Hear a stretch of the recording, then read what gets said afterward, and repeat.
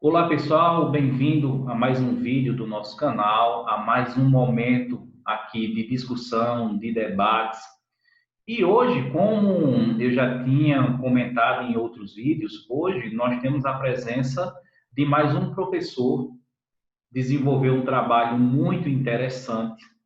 E esse trabalho dele é o que nós iremos discutir nesses próximos 60 minutos aqui do nosso canal. Então, hoje, quem está conosco aqui é o professor Edivan, professor formado em História e especialização em História do Brasil, professor da rede particular aqui na cidade, um professor que tem interesses em temas ligados à política, à educação e demais temas relacionados às ciências sociais, que teve como monografia, trabalho de conclusão, de especialização dele, uma temática muito atual, uma temática muito interessante para que a gente debata, para que não só que a gente debata, mas que a gente aprenda, que teve como título Para além do conservadorismo, o avanço do pensamento reacionário sobre a égide do movimento Escola Sem Partido. É um trabalho que eu já tive a oportunidade de ler e em um outro momento também debater com o professor Edivan, onde que ele traz o foco principal do trabalho dele é discutir o movimento de escola sem partido. E para isso ele traz diversos conceitos para tentar se compreender e chegar à ideia, à origem desse movimento. E é dentro dos conceitos que ele trabalha de reacionário, conservadorismo, que a gente vai tentar fazer essa discussão e muito mais do que isso, trazer essa discussão para a gente entender esse momento atual que nós estamos vivendo. Então, agradeço, professor Edivan, por ter aceito o convite, por estar participando aqui no nosso canal, que isso aqui não é meu, isso aqui é nosso, para que a gente possa construir algo de positivo e criar possibilidades para que aquelas pessoas que nos acompanham tenham uma capacidade maior e melhor de reflexão. Da mesma forma que eu disse em outro momento aqui para o professor Romero, a gente está pouco interessado em trazer aqui verdades, mas de trazer elementos para que a gente possa refletir e compreender todo esse cenário. Então, mais uma vez, agradeço mesmo de coração por ter aceito para que a gente faça esse bate-papo e, diante disso, eu já lhe deixo muito bem à vontade para que esse primeiro momento você possa falar das motivações que levaram de produzir um material muito interessante com essa temática bastante atual também. Bem-vindo, professor. Muito obrigado, Alberes. Boa noite a você e a todos os telespectadores do teu canal. Primeiramente, agradecer pelo convite e pela confiança da discussão dessa temática que a gente se dispôs a estudar, né? E dizer que é uma honra estar por aqui conversando sobre ocupando esses espaços importantes, né? Essa é uma iniciativa muito interessante que você teve de fazer esse canal e abrir essas portas para que a gente possa conversar e, como você disse, debater questões que a gente gosta de discutir, mas que são essenciais para entender esse momento que a gente vive, né? E a gente, nas ciências humanas, a gente tem essa necessidade de discutir, de debater essas questões, né? Então, eu agradeço o convite e é uma honra participar aqui junto com todos aqueles que são espectadores do teu canal, como um grande espaço de discussão. Na realidade, quando eu estava na pós-graduação, né, você fica, ao mesmo tempo que você vai tendo as aulas e você vai, ao mesmo tempo, pensando um tema, a grande maioria das vezes você vai na correria do dia a dia, do trabalho da gente, como você conhece muito bem, e você vai pensando em vários temas. Às vezes os temas eles vêm na sua cabeça, você projeta, mas às vezes acontece algo diferente e tudo pode se modificar, né? É muito comum que isso aconteça quando você está na academia. Eu pensava em alguma coisa ligada à teoria da história, né? E à medida que eu fui estudando e observando o contexto da época do curso que eu estava fazendo, eu comecei a observar um pouco mais do cotidiano, o que estava acontecendo. E como eu sempre gostei muito dos conteúdos políticos, como eu gostei muito da relação com a educação, então eu comecei a observar, né, principalmente a partir de 2013, 2014, todo aquele processo de mudança que estava acontecendo aqui no Brasil, né? A gente vem estudando a história do Brasil há muito tempo. Então, quando eu comecei a observar isso e comecei a ver né, todo um movimento que se apresentava no Brasil a partir daquele momento de 2013, 2014, né, dos movimentos de 2013, né, e as eleições de 2014, e a partir daí, todo aquele processo que fez com que a política brasileira entrasse numa espécie de algo estranho, de um momento de extrema polarização. Então, eu comecei a fazer uma relação entre o avanço, né, a chegada, mas que de algo, né, isso a gente vai discutir depois, mais à frente, algo que já existia na história do Brasil, mas agora estava tornando mais evidente um pensamento mais conservador na linha tanto da política, como da educação, né, como da própria sociedade. Então, eu comecei a observar aquilo e envolvia dois temas principais que eu gosto muito, que é política e educação, né? E também tinha a questão do momento, né, da colocação em prática do projeto do Escola Sem Partido. Então, casou essa linha de pensamento, tanto política como em educação, e um pensamento conservador. Então, deu aquele insight naquela hora e eu passei a buscar, né, e a interagir com os temas, com a busca de uma fundamentação teórica a respeito disso, conhecer um pouco mais, e foi a partir daí que a gente resolveu construir esse projeto, com o objetivo de pós-graduação, para que a gente pudesse entender como aquilo estava acontecendo, né? E aí tem uma humildade muito grande, porque você, por mais que você discuta no dia a dia o tema em si, a gente está muito acostumado a discutir conceitos em conversas no cotidiano, seja ele no senso comum ou não é algo mais aprofundado, mas quando você se coloca a pesquisar um tema especificamente de uma forma mais acadêmica, você começa a observar que você sabe muito pouco. Então, você tem que ter uma habilidade intelectual muito grande. Então, entender o tema me levou a pesquisar com autores que eu não tinha muita aproximação. Então, isso foi de extrema importância, porque abriu um leque de conhecimento a respeito de outras falas, de outros autores, né? Que alguns a gente já conhecia e outros foi uma pesquisa a respeito do tema que fez com que a gente começasse a observar e ter uma leitura mais aberta a respeito do conservadorismo em si. A relação com o tema do Escola Sem Partido, né, ele chega para fechar o pensamento no sentido que o tema principal é conservadorismo e nessa linha política e fecharia com ele na questão educacional. Então, aí a gente fechava o artigo, né, a monografia, no sentido de equilibrar e fazer uma discussão de política, educação e assim a gente conseguir discutir o tema principal e fazer uma relação principalmente em temas como conservadorismo, que é a base, né? Mas a questão da sua exacerbação, né? O reacionarismo, né? O pensamento reacionário, que é pior do que a questão do conservadorismo em si, o próprio movimento Escola Sem Partido, e essa abrangência maior e um pouco fazer uma caminhada histórica a respeito do Brasil enquanto um país que tem uma formação conservadora. Então, foi muito interessante fazer essa pesquisa, porque nos dá um leque de conhecimento a respeito desses temas. É mais ou menos nessa linha de pensamento, e vivendo o cotidiano, né, dessa década que foi extremamente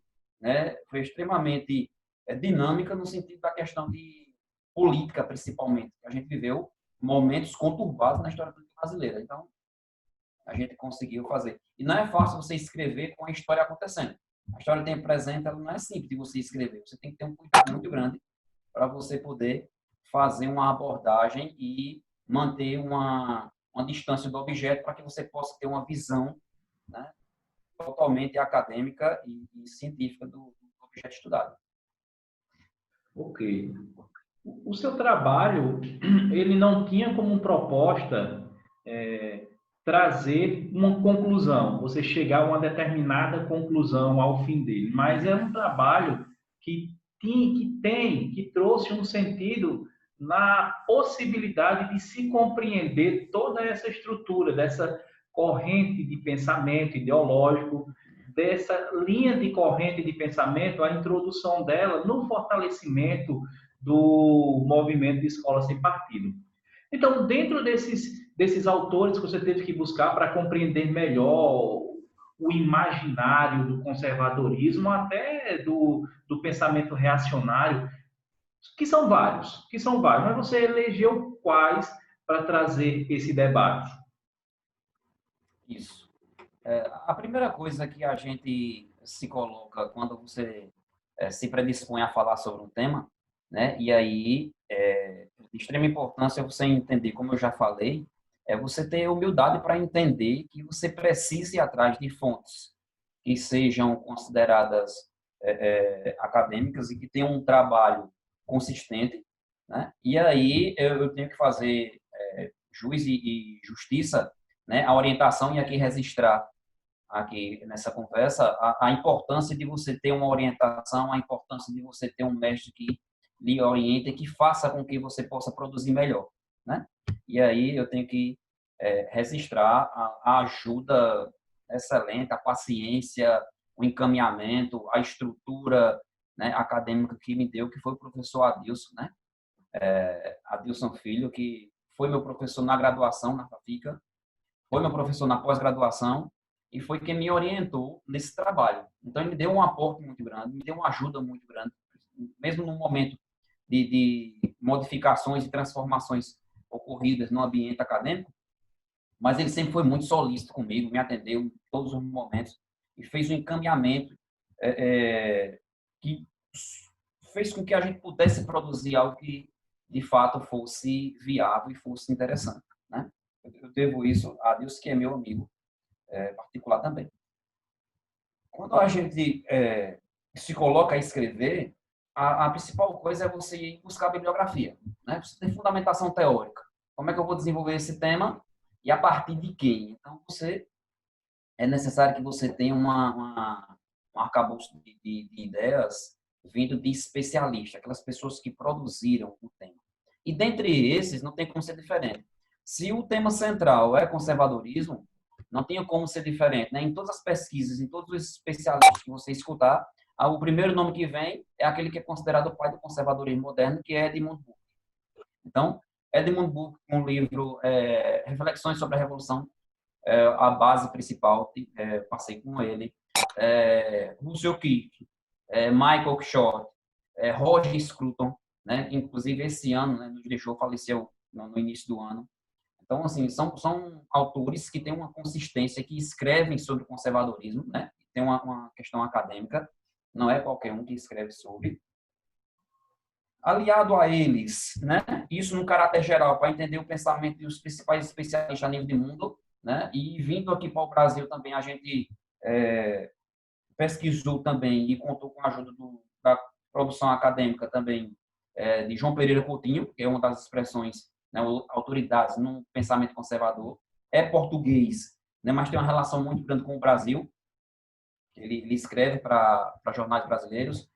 Luiz Felipe Pondé também, que é muito conhecido agora nesse ambiente agora de intelectuais mais públicos, que também tem essa produção nessa linha, né?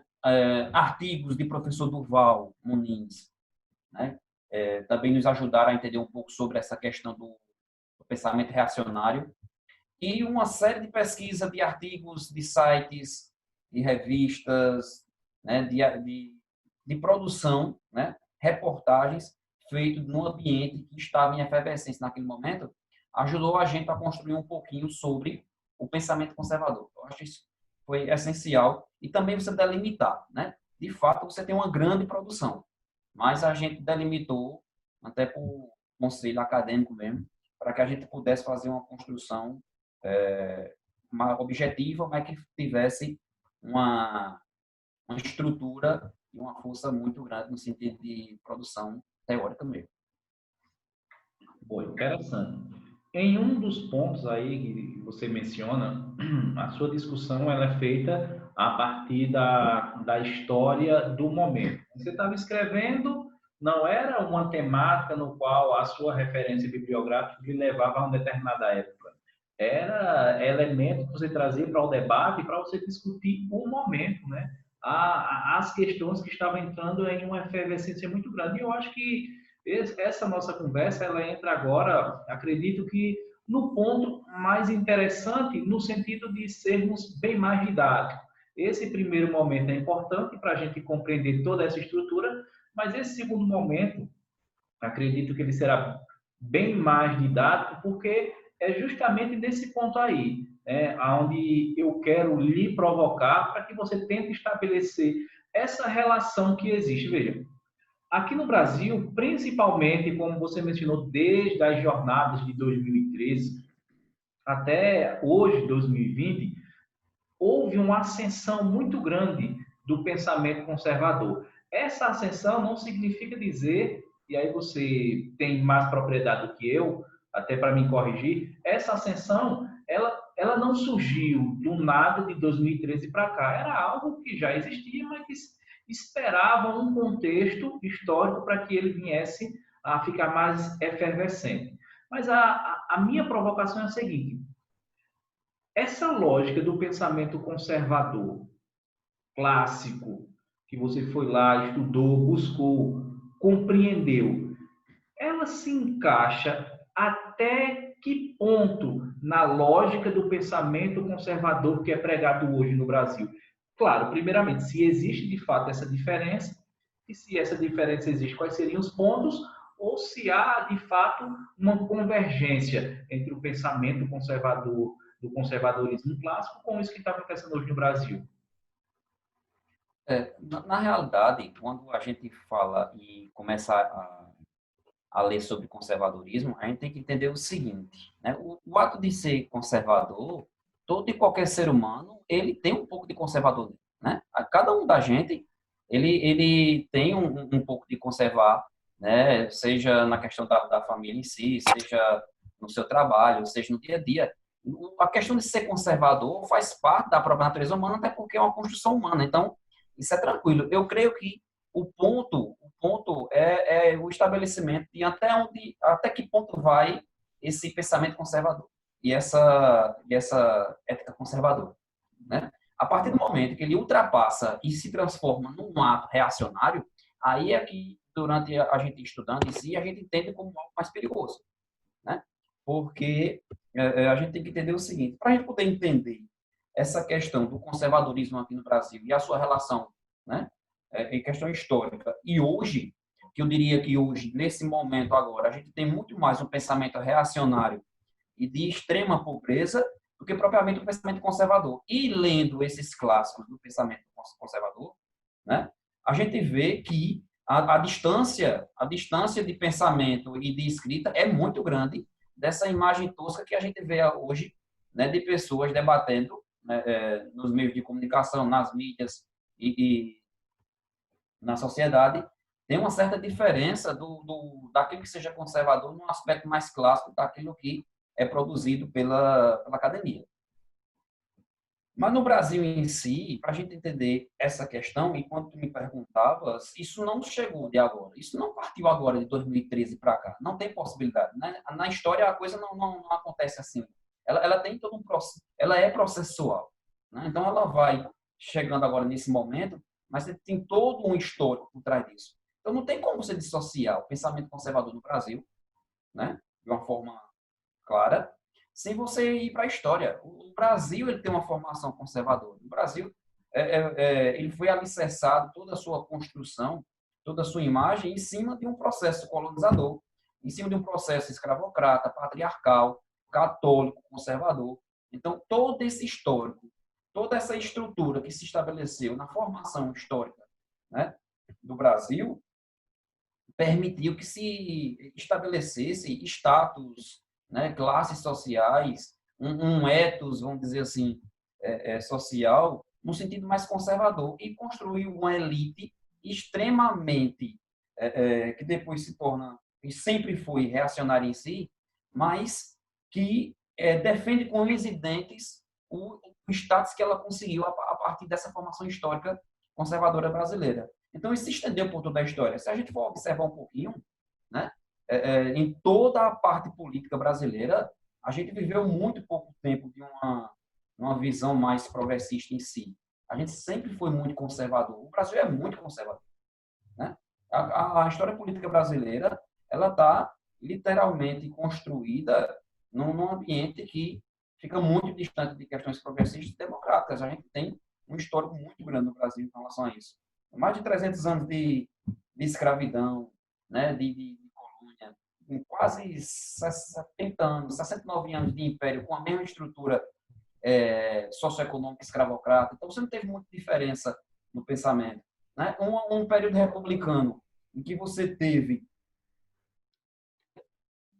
e quando você teve, né, de 45 a 64, né, o primeiro processo, mas o desastre do período militar e depois, né, de 88 para cá, eu estou dizendo isso pela questão da Constituição, né, mas as primeiras eleições democráticas pós-ditadura, até agora, 30 e poucos anos, é tudo muito, muito rápido. Né? A gente ainda é tudo muito pequeno ainda, o tempo. Né? E mesmo nesse período você teve grandes problemas políticos. Né? Você teve 2 quedas de presidente, você teve momentos conturbados da política brasileira. Né? Então, tudo isso sempre capitaneado por um pensamento conservador. Por quê? Porque quando algo acontece que pode colocar em xeque aquilo que está, digamos assim, organizado, e se acontece algum movimento que possa colocar isso e abalar um pouco essas estruturas, o pensamento conservador, a conservadora, ela aparece muito em evidência, porque ela tem uma certa dificuldade nessas mudanças em si. Então, quando você chega, né, a partir da primeira década de 2000 para cá, quando você começa a ter uma presença maior de grupos que eram excluídos, né? Algumas minorias vão ter um certo protagonismo. Quando você vai, nesse período, também passar por algumas experiências, tanto a nível de mundo, de experiências de viés socialista com algumas práticas ditatoriais na história do século XX, por exemplo, né? Ao mesmo tempo, você vai ter uma seção econômica de vários grupos que antes não tinham. Então, essa relação agora de novas pessoas com uma inserção no mercado, por exemplo, de trabalho, melhorando sua posição social, isso fez com que, de certa forma, fizesse com que as classes mais privilegiadas começassem a sentir isso como algo perigoso na manutenção do seu status.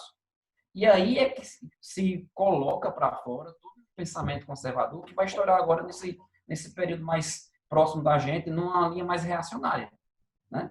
Mais reacionária. Esses últimos 20 anos, as 2 décadas de 2000 para cá, a gente vai passar muito por isso. E o histórico mundial também contribui para isso, de guerras, de intolerância, questão da violência em si. Então, todo um histórico a nível de mundo. E uma certa fragmentação e uma certa dificuldade política no Brasil fez colocar para fora aquilo que já existia historicamente. Isso é como se tivesse um processo de hibernação. Mas o conservadorismo, essa mente conservadora, nunca saiu da formação do brasileiro em si. O Brasil ele é um país conservador. Agora, foi colocado mais em evidência agora, a partir de lideranças que se sentem representados, também a abordagem que as redes sociais e a forma como ela permitiu, né, dar voz a muitas pessoas que não tinham antes e utilizam agora desse jeito, né? Apesar daquilo que Humberto Eco falou, né, que a internet deu voz a muitos imbecis, né, mais ou menos essa linha de pensamento dele, mas fez com que muitas pessoas que têm esse pensamento reacionário conservador começassem a colocar para fora aquilo que realmente pensavam. Então, não foi de hoje que isso aconteceu, né? Quando a gente lê, é algo que vem historicamente pensado, sempre presente, sempre na base, na estrutura da política brasileira. A gente, se você for ver, né? Ainda hoje, se você for no Congresso Nacional, você tem um histórico de famílias conservadoras que se estabelecem no poder. Então, isso não é uma novidade, não é algo que aconteceu de 2013 para cá. Explode, mas agora pelas questões políticas, econômicas, né? A questão da informatização dos meios, das mídias digitais, que deram uma ascensão maior. E a presença de pessoas, de líderes, que canalizaram muito bem esse pensamento e enfatizaram isso para que as pessoas pudessem, de uma certa, digamos assim, uma certa falta de uma educação política, de um pensamento crítico, se sentissem representados e desse vazão a essa onda conservadora. Mas não foi de hoje, isso já existe na história brasileira. Edivan, dentro desse teu trabalho aí, você chegou a identificar aonde é que está o limite de ser conservador para ser uma pessoa reacionária? O seu trabalho lhe permitiu a identificar essa linha tênue do reacionário e do conservador? Quando eu estava fazendo essa pesquisa, Alberto, me ajudou muito os textos do professor Durval Muniz, quando ele escreve muito sobre... Ele escreveu alguns artigos a respeito da conjuntura, né, que acontecia, né, no momento, e fazia uma relação entre você identificar um reacionário e um conservador, né, para ajudar a gente a pensar um pouquinho. Inclusive, até os especialistas que escrevem sobre o conservadorismo, como o João Pereira Coutinho, ele chega a dizer no livro dele, né, Ideias Explicadas a Conservadores Reacionários, ele chega a dizer que prefere um esquerdista moderado do que um direitista reacionário. Então, ou seja, o cara é conservador, mas ele prefere uma pessoa de esquerda que seja mais moderado e que tenha uma possibilidade de diálogo do que uma pessoa ligada a um campo mais reacionário.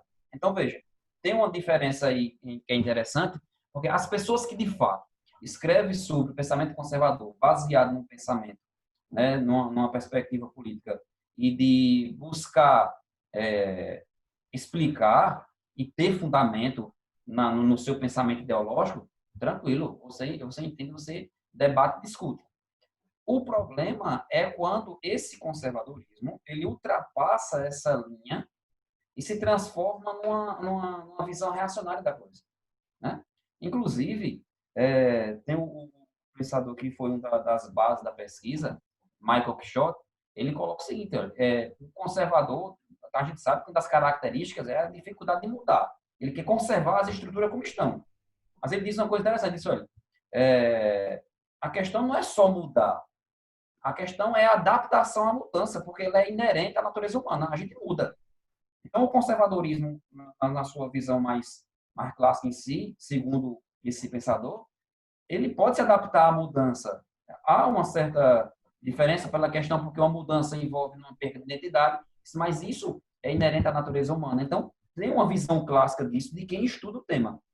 Já para um reacionário, que está muito presente agora, que tem uma certa limitação, digamos assim, de interpretação, uma certa limitação de ter um pensamento mais crítico, ele se diferencia dessa visão pelo fato dele não aceitar uma mudança.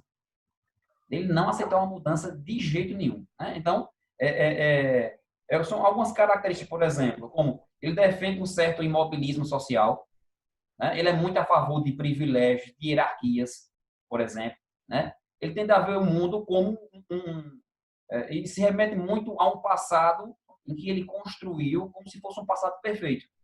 E quando alguém fala numa questão mais dinâmica, de revolução, de mudança, de algo novo, ele sempre tem um pensamento negativo a respeito disso, tentando comprovar isso com algum exemplo que aconteceu na história e não deu certo.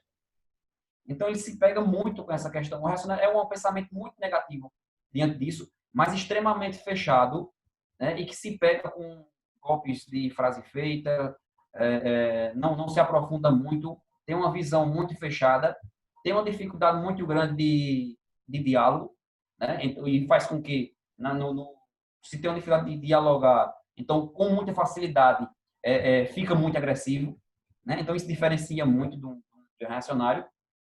E é como se os seus valores particulares, é como se fosse a certeza e a verdade, e que isso deve ser universal, e que isso deve prevalecer, e as pessoas devem seguir, e não tem possibilidade de contestação, né? Então, o pensamento reacionário em si, ele é muito mais fechado. É como se fosse a exacerbação do pensamento conservador, né? E hoje é o que está muito mais presente no debate que tomou conta do âmbito político brasileiro, né? E em outros locais do mundo, mas a conversa da gente é mais nessa linha. E esse pensamento reacionário em si, tanto na questão política, né, que se diferencia daqueles que são, de fato, conservadores clássicos, e também na educação, que é uma dificuldade muito grande de entender questões básicas da evolução humana, questões básicas, né, do dinamismo da sociedade e que quer permanecer. Porque o problema em si não é você não ser conservador. Não tem nenhum problema. Cada uma pessoa pode ser conservador, progressista, liberal. Né? Todo ser humano tem o direito de ter o seu viés de pensamento e o pensamento democrático, ele é dessa forma. A questão é quando você se pega com um certo imobilismo de temáticas que favorecem e privilegiam apenas uma parte. Então, você conservar algo que não faz bem para todos os setores da sociedade, aí isso passa a ser um problema, porque eu vou conservar aquilo que me diz respeito. E eu não posso pensar só na minha pessoa, na minha classe em si. Eu pertenço a uma sociedade, então eu tenho que pensar num sentido mais amplo, num pensamento mais do tudo. Né? Então, o reacionário tem muita dificuldade nisso. Tem um pensamento muito fechado e uma dificuldade muito grande de discutir as questões. Pronto, ok. É uma diferença, acho, acho que bem gritante, né, entre o ser conservador e o ser reacionário. Então, dentro do que você fala, o ser reacionário ele está muito mais próximo da apologia à ignorância. O conservador ele consegue se distanciar um pouco mais porque ele tem uma causa para defender, ele tem propósitos para seguir. O ser reacionário me parece que seria algo bem mais ligado ao negacionismo científico, ao revisionismo histórico, ou seja, a apologia de fato mesmo à ignorância. O nosso papo é Brasil, né? O nosso papo é essa contextualização política do Brasil dos últimos anos. Então tivemos a ascensão de Bolsonaro. Junto com a ascensão de Bolsonaro, nós tivemos diversos governadores também que nadaram na onda do Bolsonaro, conseguiram se eleger, prefeitos, senadores, deputados. Aí, a minha pergunta, não é uma pergunta, é uma provocação, outra provocação, Edvan. A forma como o governo federal, né? Vamos tentar analisar o governo federal. A forma como o governo federal brasileiro tenta impor as suas pautas se colocam como sendo pautas conservadoras, porque o Brasil é conservador. Mas essas pautas, diante do que você já colocou aí, elas se apresentam muito mais dentro de um caráter reacionário do que conservador. Não só as pautas, mas me parece também o comportamento deles. Então, de fato, isso existe, esse limite entre o ser conservador e reacionário, ele está muito presente nesse governo, e se está, quais os elementos que na prática nós podemos identificar isso? Isso se mostra muito claro, essa diferença, e é característica desse governo atual, com relação a esse reacionarismo, e de forma extremamente, eu diria, tosca, literalmente, né, a um extremo, como o próprio nome diz, aliás, né, é um extremo-direita que tem toda essa estrutura. Né? Mas se você observar, isso é tão forte que algumas pessoas estudiosas do tema, que são conservadores, frequentemente batem muito forte no governo, através do que acontece. Né? Como eu utilizo, né? O próprio Pondé, em alguns momentos, ele faz algumas críticas. Outro que é conservador e que sempre tem até que escreveu temas como, por exemplo, Reinaldo Azevedo, que é de viés conservador, mas frequentemente bate muito forte no governo. Então você vê uma certa diferença, pessoas de um ambiente conservador, mas que não condiz com, ou melhor, não tem relação ou não aceita essas práticas que o governo atual estabelece. Então, é uma série de fatores. Não tem como você, né, mesmo que você seja conservador, mas se tiver um mínimo de pensamento crítico e de respeito com relação ao ser humano, é impossível você se identificar com uma visão reacionária dessa. Então, né, um grupo, diga-se baseado nesse governo agora, que ele simboliza, né, um grupo de extrema-direita e o pensamento do próprio governo atual em si, né, de pensamentos preconceituosos, racistas, misóginos. Então, você tem um total desrespeito às minorias, uma total falta de humanidade. A gente está passando agora por um período de uma pandemia tão grave, então você até hoje você não teve um pronunciamento, pelo menos, né, de uma fala, né, para a nação, até porque você é a autoridade máxima, você é a liderança da nação,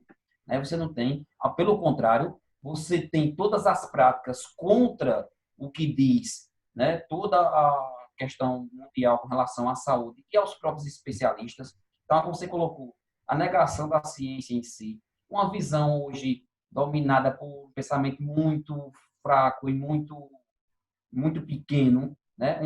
Um terraplanismo que a gente pensava que isso estava lá na Idade Média, voltou com muita força. Então, você tem uma série de elementos, né? Frequentemente, ataques a instituições democráticas, ataque a instituições que fazem parte da República Brasileira. Né? Você tem um escárnio, você tem um massacre muito grande através das mídias, principalmente com fake news, que é um tema que você já falou no canal, e com muita propriedade, que foi a base também desse atual governo. Então, o massacre de lideranças políticas, isso junto tudo com um cenário de crise, você tem, né? E aí a gente não pode também dizer, né? A gente não pode deixar de dizer também que setores também da centro-esquerda brasileira contribuíram para esse processo.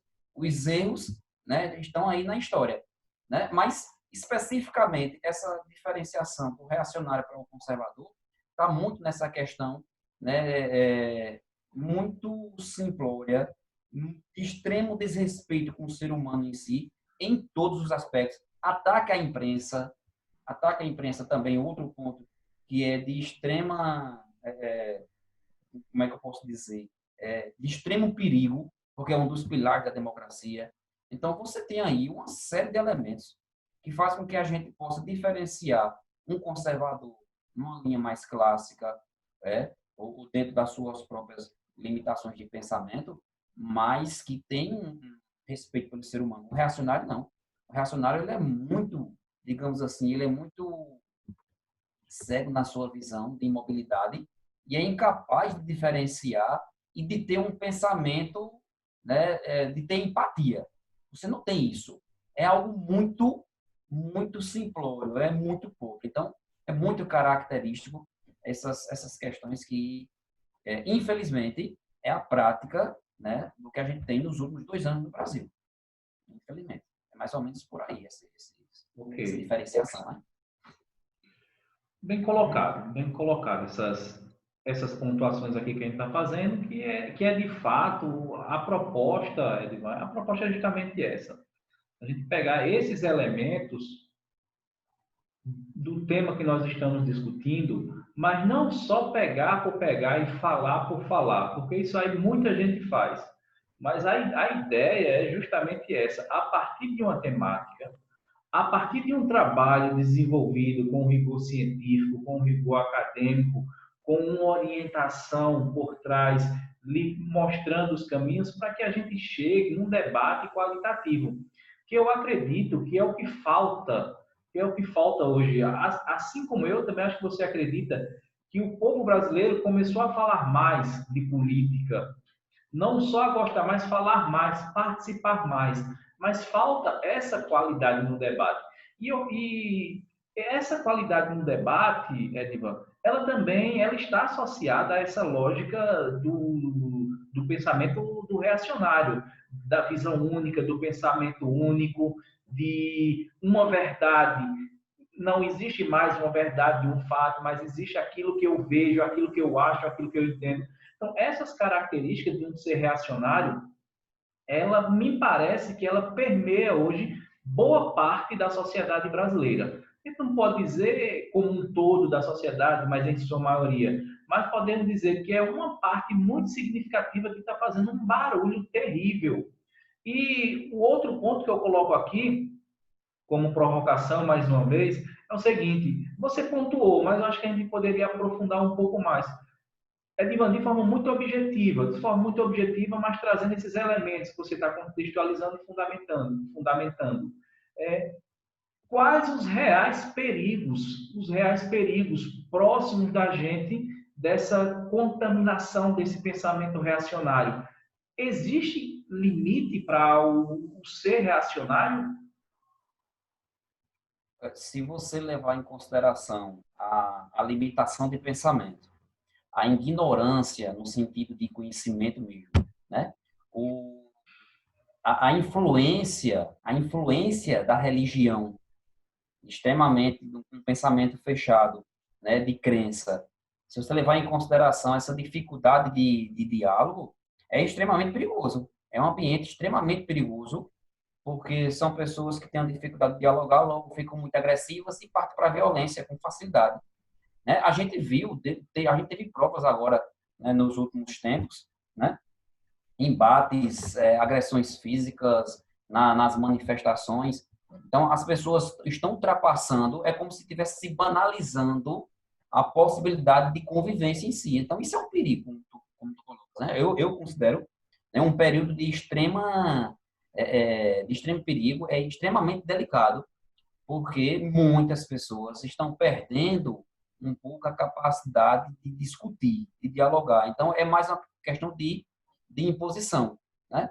Então, isso num aspecto do nosso cotidiano, tanto na questão política como na questão educacional. E aí, já entrando também naquilo que foi um dos pontos da gente escrever, né? Esse pensamento reacionário, o perigo dele estar presente também nos processos educativos, na presença principalmente. E aí, como base do pensamento do Escola Sem Partido, né? Que até agora, por exemplo, está sufocado agora pelo Supremo Tribunal Federal, né? Que garantiu sua inconstitucionalidade, pelo menos até agora. Mas que isso não está totalmente solto, se continua com os mesmos movimentos. Então, é um perigo extremo. Com relação, eu diria que a gente poderia dizer, é um perigo social, no sentido que um reacionário ele tem uma dificuldade de diálogo, portanto, se torna agressivo. É um perigo com um viés religioso, porque muitas lideranças religiosas deturpam o pensamento, principalmente, né, o pensamento cristão, deturpam isso em prol de um pensamento, né, como base um pensamento reacionário que não tem nada a ver com a religiosidade cristã. Então, isso já é outro perigo da sociedade. E na educação, esse perigo do pensamento, como você colocou, único, do pensamento fechado, do pensamento que não se coloca aberto para que a educação possa debater temas que são essenciais e são presentes no dia a dia da escola. A questão política, a questão de gênero, né? A questão social, a questão religiosa em si, tudo faz parte, isso é tudo a criação humana, tem que ser discutido. Né? Então, essa dificuldade, né, com relação ao diálogo, ele é de extremo perigo, porque quando você tem o fim do diálogo e a imposição, a tendência disso desencadear num período mais agressivo e violento, ele é iminente em si. A questão que a gente pode colocar no sentido do cotidiano. Num sentido mais geral, o contexto histórico a nível mundial, né, hoje, não é como nos anos 60, por exemplo, de se partir para uma questão mais forte de uma intervenção, digamos assim, militar, uma questão política. Eu não vejo dessa forma.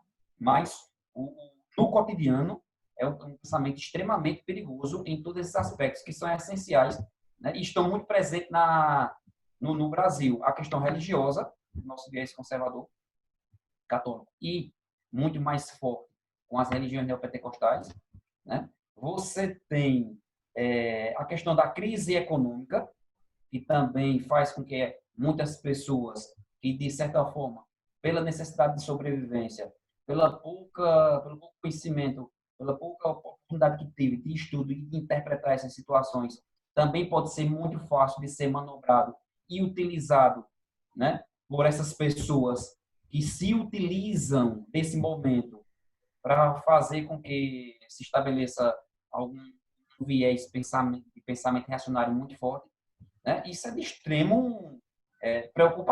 de extrema preocupação, porque as pessoas estão com uma certa dificuldade de dialogar. Então, eu creio que o momento ele é extremamente delicado e que se deve ter muita atenção com aquilo que é mais simples. Todos os dias, se você observar nesse governo, por exemplo, né, sempre tem, toda semana, sempre tem algo diferente. Sempre tem uma visão ou uma ideia que é colocada. Se o reacionário em si, ele se move por uma criação de constantes conflitos, porque é como se fosse o combustível. Sem esses conflitos, abre brecha para as pessoas discutirem e verem o que de fato eles representam e o quão mal eles podem fazer à sociedade. Então, enquanto eu mantenho esse conflito e esse embate agressivo, né, para poder eu me colocar como se fosse um Estado. É um status que eu apresento e que eu tenho que defendê-lo. E assim eu consigo caminhar. Agora, eu acho isso um perigo muito grande. A prepotência do reacionário pode ser um tiro no pé, no próprio pé. Porque a gente está vendo vários exemplos agora, né, de vez por outra, né? Muitas pessoas que antes eram apoiadoras do governo atual pularam do barco e estão começando a ter outras visões, não necessariamente que mudaram a visão política e agora são, né, alguns anjinhos, não, de forma alguma. Mas a própria prepotência da falta de conhecimento de diálogo desse governo e do pensamento reacionário, ele é extremamente perigoso, que ele pode se auto-implodir. Então, são pontos que tem que se prestar muita atenção para você avaliar de uma forma mais sensata. De forma muito objetiva, a gente consegue associar que as práticas do governo federal, do governo Bolsonaro, é uma prática que se aproxima e adentra muito ao pensamento reacionário. E uma das questões que se colocam como reflexão é como que se consegue, essa é mais uma para você, como é que dentro de um governo que se aproxima e que adentra da lógica do pensamento e das práticas reacionárias, como é que se pode se construir o seguinte discurso e a seguinte frase? Olha, eu sou um conservador liberal. Assim, para mim é até engraçado. Claro que isso tem uma lógica, mas a prática ela é muito contraditória. E algo que vai mais além, Edivan, que a gente percebe no governo federal, que é formado por ditos liberais, mas que outros são extremamente conservadores. Então, a partir de que momento, a partir de que diretrizes a gente pode conceber um governo que se diz liberal, conservador e tem práticas reacionárias? Como é que esses elementos eles podem conviver juntos? Ou se isso de fato, assim, é um barril de pólvora que a qualquer momento pode explodir? Enfim, eu deixo isso para você analisar. Você é o especialista desse tema. É um tema complexo. A gente tem que ter humildade no sentido de analisar, porque ele torna-se complexo pelo seguinte, porque os próprios conceitos, eles divergem. Né? Porque você coloca, conservador e liberal são contraditórios, se você for numa linha de cada conceito em si, né?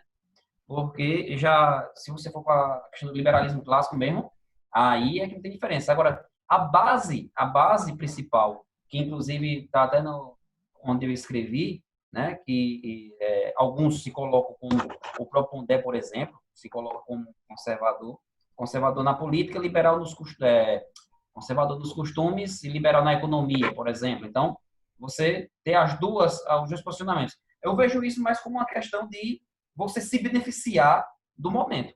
Porque ou você é liberal em suas práticas ou você é conservador em suas práticas. Quando eu auxilio os dois, é porque algo disso pode ser conveniente para mim, para minha posição. Eu estou ganhando, alguém está ganhando com isso. Né? A gente tem isso na imprensa, tem isso no setor político. Isso é uma demonstração clara do quanto perdido esse governo se apresenta. Até porque não poderia ser diferente. A gente poderia ser diferente. Bolsonaro ele não tem uma formação política consistente. Sempre foi baixo clero e medíocre e nem do, assim, digamos assim, está abaixo do baixo clero, literalmente. Nunca teve uma posição desse estilo. Né? Tem uma dificuldade de se expressar, tem uma dificuldade de interagir. Então, ele representou esse momento agora, muitos que têm uma certa vontade de querer estar no poder e colocar em prática suas ideias, né? Se pegaram esse pensamento sem nenhuma consistência. Essa questão de ser liberal e conservador, né? Isso relacionando com o governo feito de Bolsonaro em si, não tem consistência nenhuma. Eu digo que é mais uma linha de pensamento que é conveniente para minhas práticas, mas que algo consistente não vejo muito como algo positivo, porque isso, de certa forma, porque isso tem uma relação com a conveniência. Ser liberal na economia e quem mais se prejudica é a população mais humilde. Então, esse liberalismo na economia em si, mas a prática principal, quem leva mais vantagens é a elite, são os grandes produtores. Então, isso é algo meio estranho de você conceber, né? Você tem uma visão a partir de que todos têm acesso. Numa visão liberal, com a prática neoliberal, pronto, aí é que a questão ela toma uma dimensão totalmente negativa, no sentido que a gente pensa numa sociedade mais igualitária e mais democrática, né? E você ter essa inconstância, porque os próprios membros do governo, além de serem extremamente fracos no sentido de produção, no sentido de conhecimento mesmo, e não poderia ser diferente, você não vai encontrar uma pessoa no mínimo de percepção humana, de conhecimento, jamais vai fazer parte de um governo desse, porque suas ideias jamais vai bater com relação a isso. Outros que eram conservadores e que pensam um pouquinho diferente, ou pensaram um pouquinho diferente, de certa forma, saíram do governo, né? Não, e aí eu enfatizo, não que sejam exemplos a serem seguidos, mas o mínimo que se bater um pouquinho contra já não tinha digamos assim, uma consistência no governo. Então, eu coloco isso mais, essa relação de reacionário, política reacionária, que é a cara do governo atual, com um pensamento liberal na economia e conservador nos costumes, é mais uma forma de ser conveniente e de se estabelecer e falar para um público que se identifica com essas pautas, seja ela na questão política e religiosa. Então, o que o governo fala é para um grupo, para aqueles que mantêm a sua base e que têm um pensamento que não diferencia muito, não tem uma visão de saber entender ou de diferenciar o que seja liberal, o que seja conservador. A frase é apenas uma frase de efeito. Se aquele está me beneficiando, então eu não estou levando em consideração a questão ideológica ou o que eu defendo, mas uma conveniência política do momento. Eu estou me beneficiando, então é isso que eu vou seguir. Eu não vejo consistência, até pela contradição dos termos, e a grande maioria hoje no Brasil, que se diz liberal, não tem nenhuma relação com o liberalismo clássico e é de um pensamento raso imenso e de uma falta de conhecimento histórico e de uma falta de empatia social terrível, que não tem nada a ver com aquilo que poderia se estabelecer. Ok, ou seja, é muito grave a situação. Extrema. É grave, é gravíssima. Então, Edvan, a gente chegou aqui no nosso momento final, que não é o fim, né? É apenas uma parte que a gente encerra aqui, porque não tenha dúvida que nós vamos ter mais outros momentos como esse aqui. E aí, antes de finalizar, eu deixo esse tempo aqui para que você possa fazer as considerações finais, possa colocar algo que você queria que não foi contemplado nas minhas provocações. Fique à vontade para fazer esse seu fechamento aí diante da sua exposição, assim, muito esclarecedora, muito objetiva, cheia de elementos, de dados, de fundamentações, que é o que importa num momento como esse. Então, deixa você à vontade aí. Beleza. Eu gostaria de chamar a atenção, só mais especificamente, né, a parte final do trabalho em si, né, de uma forma mais ligada à questão, não entrar diretamente em todo o histórico do do pensamento do movimento Escola Sem Partido, mas só para chamar a atenção na finalização, porque eu acho que é importante a gente frisar sobre isso, né? Esse movimento que ele nasce com algumas características, a necessidade de sufocar o pensamento crítico.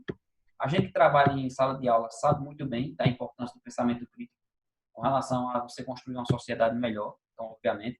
É um pensamento que trabalha com a possibilidade de que os professores, né, que estão extremamente criminalizados por esse movimento, são, né, doutrinadores, então, trabalha com uma perspectiva que não tem relação com aquilo que uma educação democrática, uma educação libertadora, ela se estabelece e que a gente acredita que ela é o melhor caminho para a sociedade. Então, é uma base, né, esse movimento, ele é extremamente reacionário porque ele envolve muito nessa questão da moralidade e da criação dos filhos, por exemplo, e a questão, né, de como a escola vai se estabelecer e vai se comunicar. Então, eu acho que assim, é um projeto perigoso.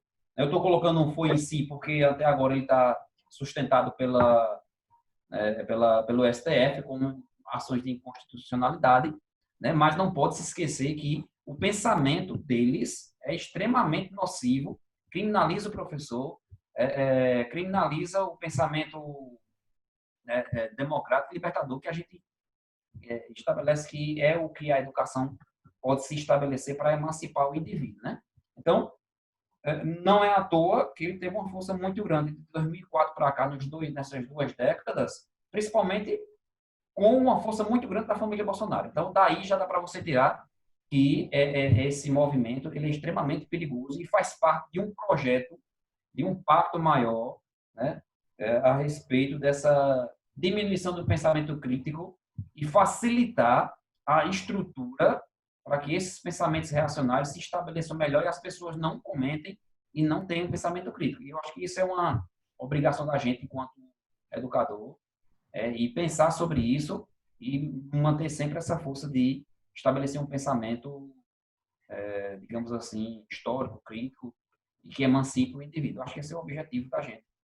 E sendo assim, eu fecho por aqui agradecendo a oportunidade e a confiança da gente ter essa conversa, que, como você falou, não é uma conversa que finaliza, porque são temas que, notadamente, precisam de muita discussão e muito debate. Eu espero que a gente tenha sido compreendido e que a gente possa ter contribuído para o debate e para aquilo que o teu canal se dispõe e que merece os nossos elogios, porque é um espaço importante e que a gente precisa ter esses espaços, porque, como você me falou, o momento ele é muito delicado e você tem um avanço muito grande de pensamentos reacionários. Tem que ter esse espaço de discutir e colocar isso adiante. Eu agradeço a oportunidade. Espero que tenha sido proveitoso.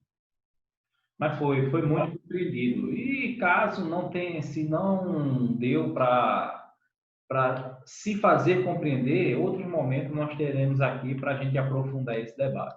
Mas assim, foi excelente, de uma discussão de um nível assim muito significativo que já era de se esperar diante do seu profissionalismo, diante da profundidade das suas leituras e dos temas que você se propõe a abordar e aborda com qualidade. Não tem nenhuma dúvida com relação a isso, meu amigo e professor Edivan. Então, finalizamos aqui, pessoal, esse momento. Então, para você que assistiu aqui o vídeo todo, peço a você que curta, se inscreva também no canal e possa interagir conosco e ampliar essa nossa rede de debate, tá bom? Nos encontramos no próximo vídeo, no próximo debate, para que a gente possa construir mais coisas novas. Valeu, pessoal, e até a próxima.